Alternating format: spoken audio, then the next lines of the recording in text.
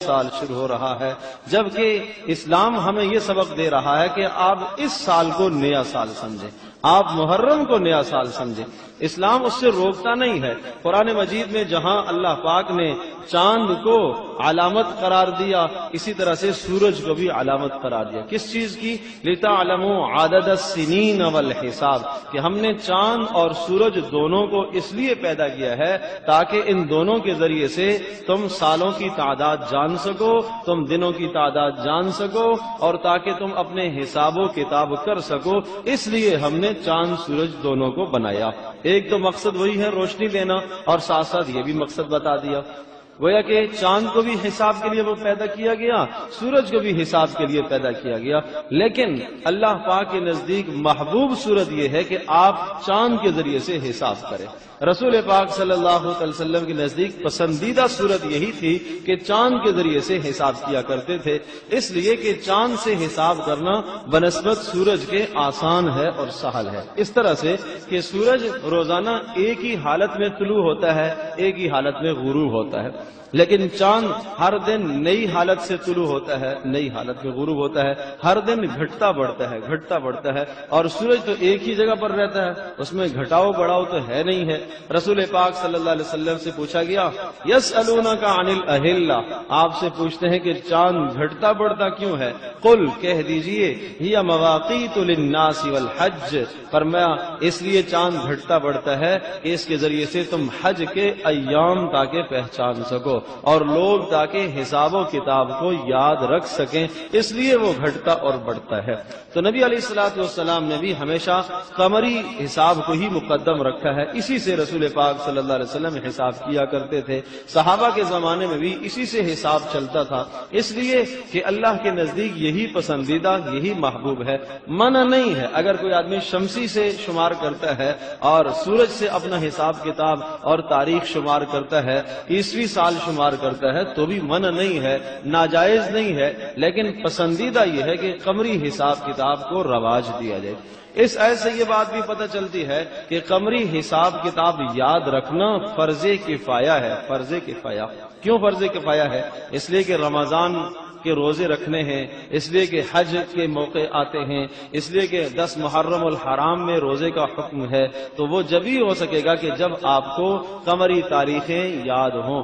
کسی کو بھی نہیں معلوم کہ آج قمری کون سی تاریخ ہے، کون سا مہینہ چل رہا ہے، اگر کسی کو بھی نہیں پتا پھر سارے گناہگار ہوں، پھر سب گناہگار ہوں گے، اور اگر چند افراد اس چیز کو سیکھ لیتے ہیں، جان لیتے ہیں، تو پھر سب سے فرض کفایہ ادا ہو جائے گا۔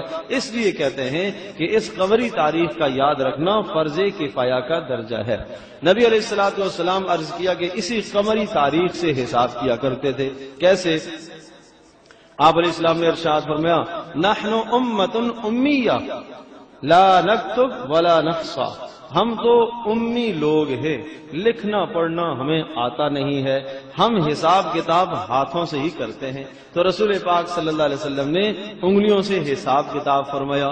آپ نے ارشاد فرمایا، الشہر ہاکذا وہاکذا وہاکذا او ہاکذا، آپ نے 3 بار انگلیوں 10 اس طرح سے پھیلائی، فرمایا مہینہ اس طرح سے ہوتا ہے، ایسے ہوتا ہے، ایسے ہوتا ہے، یعنی 30 انگلیاں ہو گئی، اور پھر ایک بار آپ نے ایک انگلی گھٹا دی اور فرمایا او ہاکذا، یا ایسے ہوتا ہے، یعنی 29 کا بھی ہوگا اور 30 کا بھی ہوگا۔ اور محدثین نے لکھا ہے کہ رسول پاک صلی اللہ علیہ وسلم اگر یوں کہہ دیتے کہ مہینہ 30 دنوں کا ہوگا یا 29 دنوں کا ہوگا تو تب بھی بات پوری ہو جاتی، لیکن آپ نے انگلیوں سے کیوں اشارہ کیا؟ اس لیے اشارہ کیا تاکہ ان پڑھ آدمی بھی سمجھ سکے، جس کو حساب کتاب یاد نہیں ہے، جس کو لکھنا نہیں آتا، پڑھنا نہیں آتا، گنتی نہیں آتی، اس کو نہ 29 کا پتہ نہ 30 کا پتہ، انگلیوں تو اندازہ ہے ہی ہے کہ اتنی موجود ہیں، تو اس لیے رسول پاک صلی اللہ علیہ وسلم نے آسان اور سہل صورت فرمائی۔ اور آپ حیران ہوں گے، محدثین نے اس جملے سے، نبی علیہ السلام کی اس اشارے سے بے شمار مسائل کا استنباط کیا ہے کہ اس طرح سے رسول پاک صلی اللہ علیہ وسلم نے اپنی امت کو آسان انداز سے سمجھایا ہے۔ تو یہ اس وقت کی بات ہے کہ جب نبی علیہ السلام نے ایک موقع پر اپنی ازواج کے پاس نہ جانے کی قسم کھائی تھی، اس کو الہ شریعت کی اصطلاح میں کہتے ہیں۔ تو یہ الہ ہوتا ہے. تو جب مہینے کے ایک مہینے کی قسم کھائی آپ علیہ السلام نے، اور جب 29 دن پورے ہو گئے تو آپ علیہ السلام گھر تشریف لائے، تو صحابہ نے کہا اللہ کے رسول ایک دن تو باقی ہے، 30 تو ابھی نہیں ہوئے، مہینہ تو 30 کا ہے. تو پھر اس موقع پر آپ نے ارشاد فرمایا تھا کہ مہینہ ایسے ایسے ایسے اور ایسے ہوتا ہے. رسول پاک صلی اللہ علیہ وسلم نے اشارہ کر کے بتایا کہ 29 کا بھی مہینہ ہوتا ہے، 30 کا بھی مہینہ ہوتا ہے. عدت جو عورتیں شمار کرتی ہیں ان کے لیے بھی حکم ہے کہ وہ قمری سال سے عدت شمار کریں گے، شمسی سے نہیں، شمسی مہینوں سے نہیں. لہذا اس کا طریقہ کار یہ ہوتا ہے کہ اگر کسی عورت کے شوہر کا انتقال ہوتا ہے کسی اسلامی تاریخ مہینے کی پہلی تاریخ کو، مثلا یکم محرم کو انتقال ہو جاتا ہے، تو اس کے بعد 3-4 ماہ 10 دن وہ شمار کرے گی. 4 مہینے شمار کرے، چاہے 4 مہینے 30 کے آ جائیں، 29 کے آ جائیں، اور مزید 10 دن اور اگر صورتحال یہ ہے کہ بیچ کی کسی تاریخ میں انتقال ہوتا ہے تو پھر 130 دن پورے کرے گی، 130 دن. زکوٰۃ کا حساب ہے وہ بھی آپ نے قمری تاریخوں سے کرنا ہے. حج کا حساب تو معلوم ہی ہے قمری تاریخوں سے ہی ہوتا ہے. تو اس لیے عرض کر رہا ہوں کہ اس تقویم کو، اس کیلنڈر کو بھی یاد رکھنا چاہیے، اور یہ یاد رکھنا فرض کفایہ کہلاتا ہے. پھر یہ بات بھی ذہن نشین فرما لیجئے کہ جس طرح سے ہم عیسوی کہتے ہیں، یہ عیسوی سن ہے، ایک ہجری اور ایک عیسوی. عیسوی کا تعلق ہم کہتے ہیں کہ عیسیٰ علیہ السلام سے ہے، نسبت عیسیٰ علیہ السلام کی طرف ہے، اور ہجری کا تعلق رسول پاک صلی اللہ علیہ وسلم کی ہجرت سے ہے. جب حضرت عمر رضی اللہ تعالیٰ کا دور تھا تو صحابہ نے آپس میں مشورہ کیا کہ ہم اپنی تاریخ کو کس چیز سے ہم اپنا سال شمار کریں. اس سے پہلے بدر سے سال شمار کرتے تھے، احد سے شمار کیا، کوئی بھی معروف واقعہ ہوتا اس سے اپنی تاریخ لوگ شمار کیا کرتے.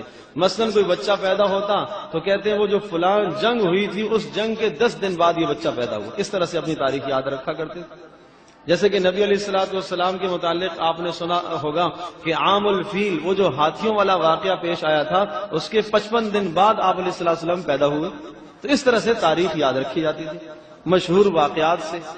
تو حضرت عمر رضی اللہ تعالیٰ عنہ نے مرتب انداز سے سن مقرر فرمائی اور صحابہ سے مشورہ لیا کہ کس طرح سے ہم اپنی سن کو جاری رکھیں. کسی نے کہا جس دن رسول پاک صلی اللہ علیہ وسلم پیدا ہوئے تھے اس دن کو ہم تاریخ شمار کرنا وہاں سے شروع کریں. کسی نے کہا جس دن نبی علیہ السلام کا انتقال ہوا تھا اس دن سے ہم اپنی تاریخ شمار کرتے ہیں. کسی نے کہا جو بدر کا واقعہ پیش آیا تھا، اسلام اور کفر کی پہلی جنگ تھی، وہاں سے ہم اپنی تاریخ شمار کرتے ہیں. حضرت عمر رضی اللہ تعالیٰ عنہ نے ان تمام باتوں کو پسند نہیں فرمایا.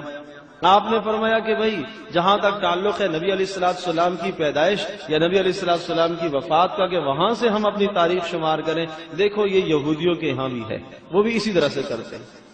ہم نے یہودیوں کی خلاف ورزی کرنی ہے، اس لیے کہ ہمیں نبی علیہ السلام نے ہمیشہ یہی سبق دیا اور آپ علیہ السلام کی منشا یہی ہوا کرتی تھی کہ یہود و نصارہ کی مخالفت کرنی ہے. اس لیے سوچو کیا کرنا. پھر کسی نے یہ رائے دی کہ ایسا کر لیتے ہیں کہ رسول پاک صلی اللہ تعالی علیہ وسلم جب مکہ مکرمہ چھوڑ کر مدینہ طیبہ تشریف لے گئے، جس سال وہاں سے ہم اپنی سن کا آغاز کرتے ہیں. تو اس پر صحابہ کی رائے متفق ہو گئی، سب صحابہ کا اجماع ہو گیا کہ اب ہم سن کا آغاز اس دن سے کریں گے جس دن نبی علیہ السلام ہجرت فرما کر مدینہ طیبہ تشریف لے گئے. تو اس طرح سے یہ اسلامی سن کہلاتی ہے. اس کو اسلامی سن بھی کہتے ہیں، اس کو ہجری بھی کہتے ہیں. ہجری کا معنی ہجرت والا سال.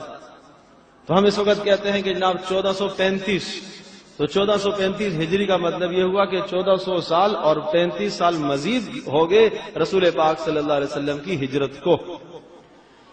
تو عرض یہ کر رہا تھا کہ اس طرح سے اس تاریخ کو یاد رکھنا یا اسلامی مہینوں کو یاد رکھنا فرض کفایہ ہے. اور یہ ویڈیو کے نیچے سبسکرائب کے بٹن پہ کلک کریں، بیل کے آئیکن پہ کلک کیجئے تاکہ ہر نئی ویڈیو کی نوٹیفیکیشن آپ کو مل جائے.